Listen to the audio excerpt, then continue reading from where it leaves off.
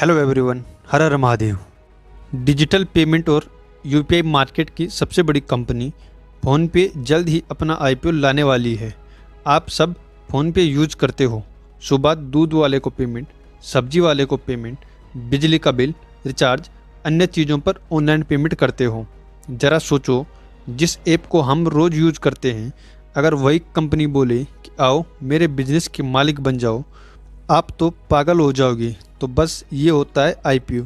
इसके लिए कंपनी को सेबी से अप्रूवल मिल गया है। इस अप्रूवल के बाद अब कंपनी जल्द ही अपना डीआरएचवी फाइल करेगी।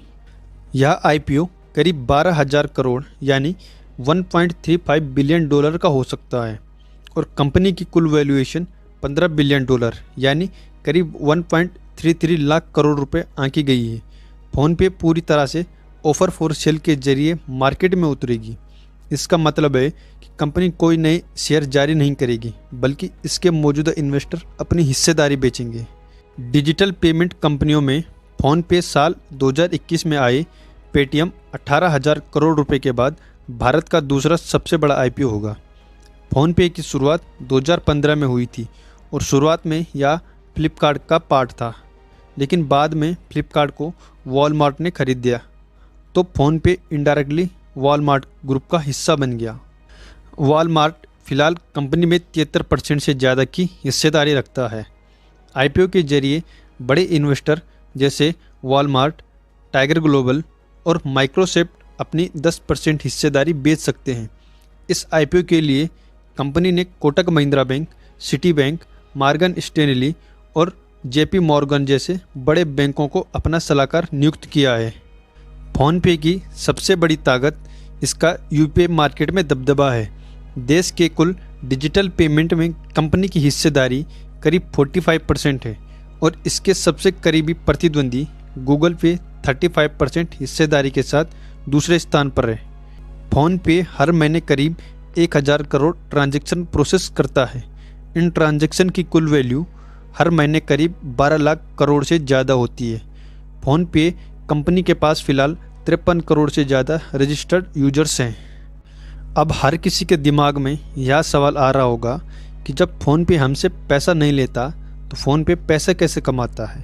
फ़ोनपे एक्चुअली में मर्चेंट से कमीशन लेकर कमाता है और म्यूचुअल फंड व इंश्योरेंस से डिस्ट्रीब्यूशन करके, एडवर्टाइजिंग और प्रमोशन करके तथा गोल्ड बाय व सेल करके कमाता है। मतलब कि फ़ोनपे सिर्फ पेमेंट ऐप नहीं है, ये धीरे धीरे फाइनेंशियल सुपरमार्केट बन रहा है।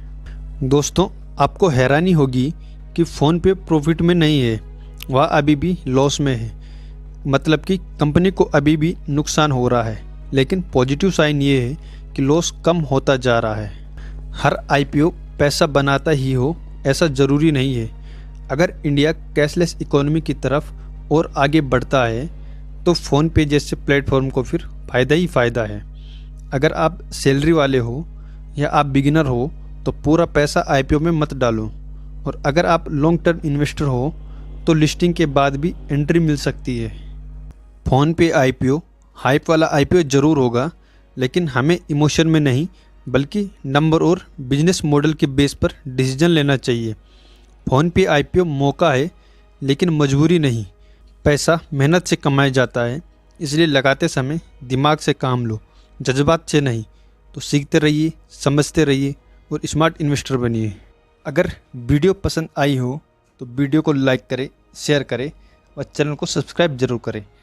अगर आपका कोई भी सवाल हो तो कमेंट में ज़रूर पूछिए। मिलते हैं नेक्स्ट वीडियो में। जय हिंद, वंदे मातरम।